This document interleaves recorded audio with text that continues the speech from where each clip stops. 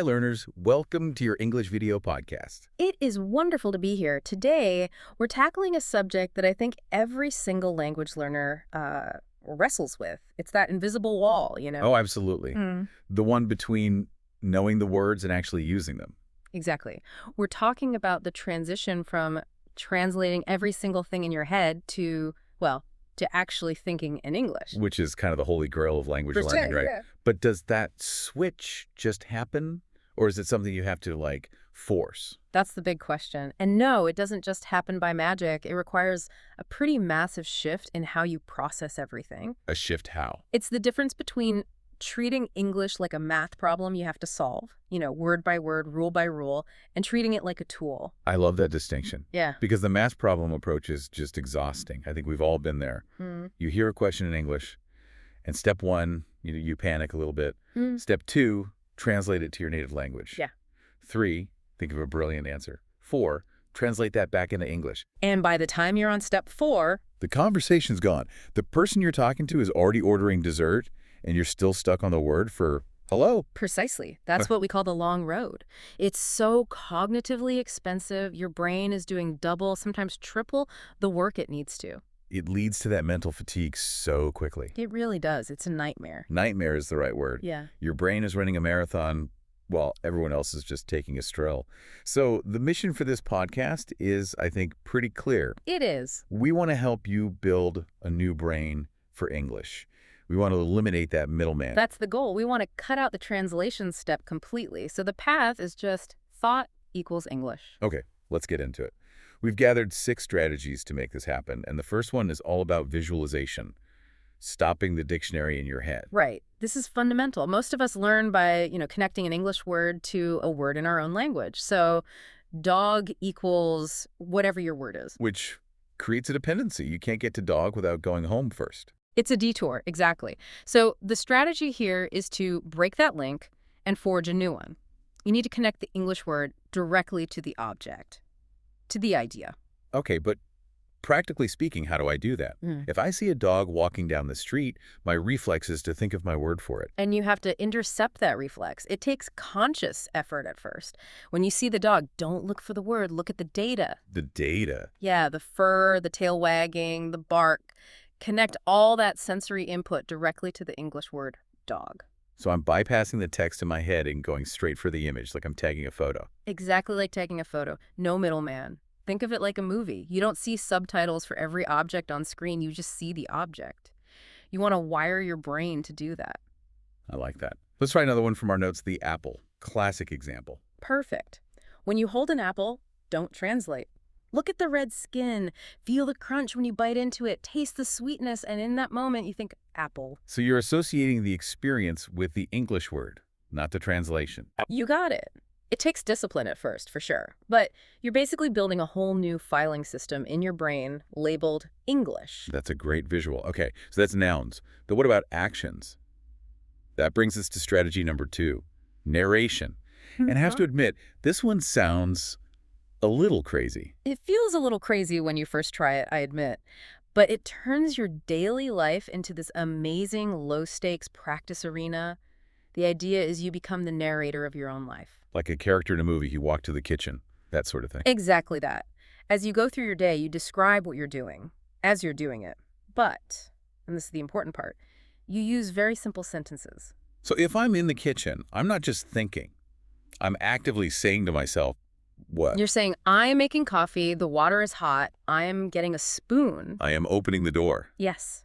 I am walking. Things like that. It keeps your brain in English mode. Yeah, because normally my internal monologue is strictly in my native language.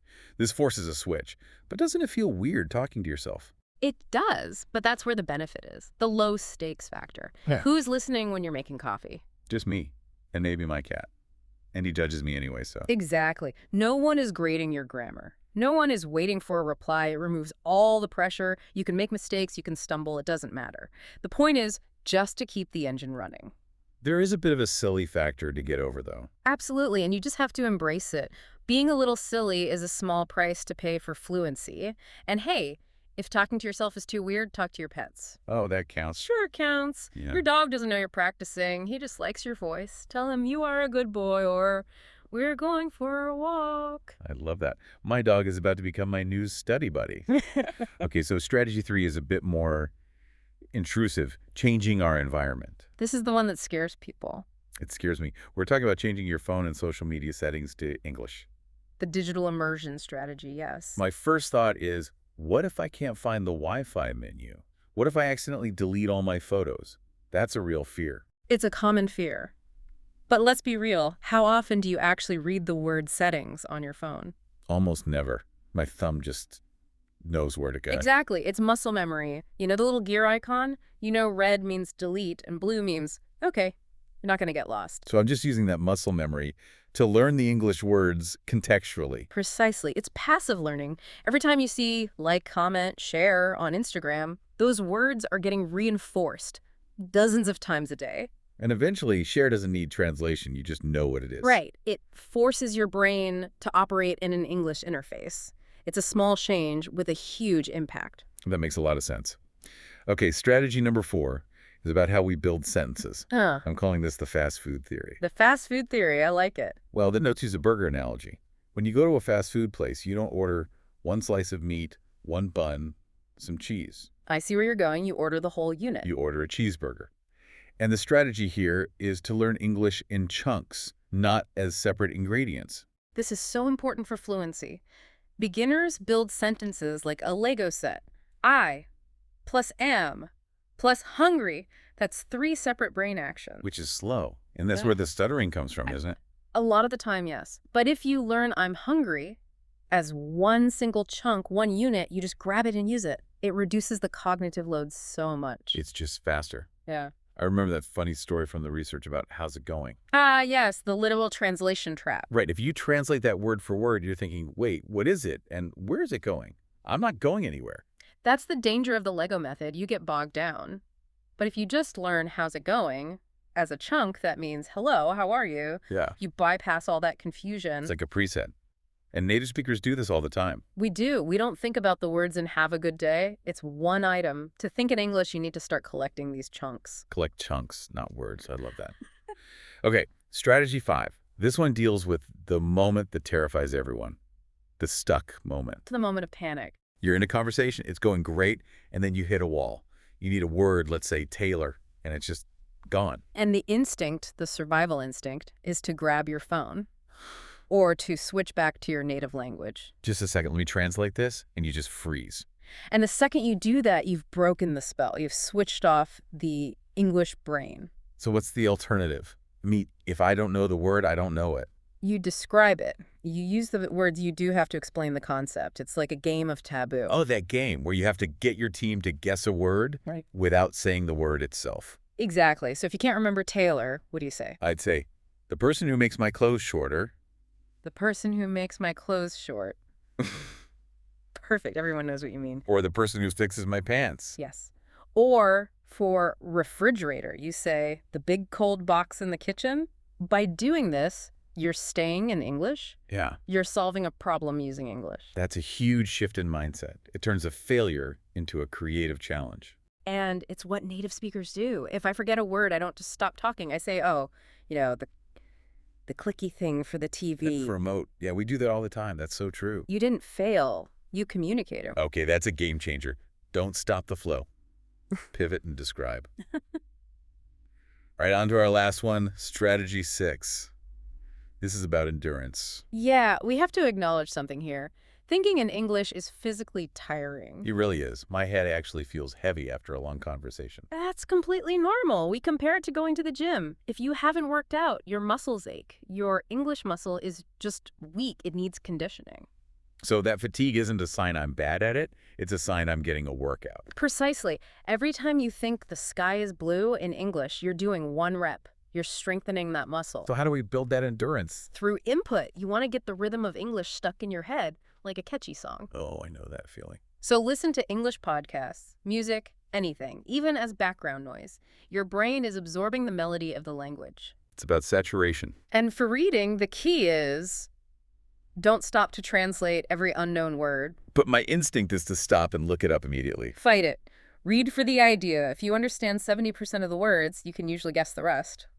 And guessing, Well, guessing is a superpower. We're always taught guessing is bad in school. But in language, context is king. If you read "The man sat on the sofa," and there's a picture of a man on a big, comfy chair. I can figure out sofa means chair without a dictionary. And you'll remember it better because your brain had to work a little to get it. It was an active discovery. That is huge. Okay, we have covered so much ground. Let's do a quick recap of the mission plan. Let's do it. Mission 1, visualization, see the dog, think dog. No text translation. Connect the image to the English word. Mission 2, narrate your day.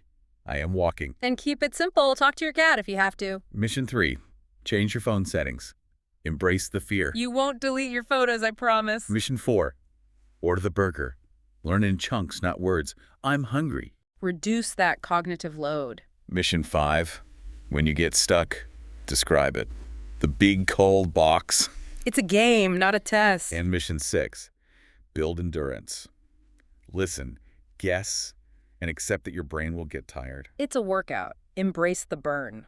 You know what I love about all this is it makes English feel less like a school subject. And more like a part of your life. Yeah. That's the ultimate goal. English isn't a test. It's a way to share your life, to connect. When you stop obsessing over perfection and just focus on communication, it actually becomes fun. It becomes a way to express yourself. Exactly. And it starts small. It starts with one single thought. So, learners, you have your orders. But before we go, we have one final thing for you to think about. Yes. I want to leave you with a challenge. Don't just listen to this and nod. Ask yourself, what is the one small thing you are going to change in your environment today, right now, to force your brain into English mode? Ooh, that's a good one. Is it changing your phone language? Putting a sticky note on the coffee machine? Whatever it is, do it immediately. Action creates momentum. I love that. Action creates momentum. Thank you so much for breaking this all down today. This has been fantastic. My pleasure. Always fun to dive into how our brains work. And thank you to everyone listening. Keep practicing, keep narrating, and keep thinking. We'll see you in the next one. Goodbye, everyone. Happy thinking.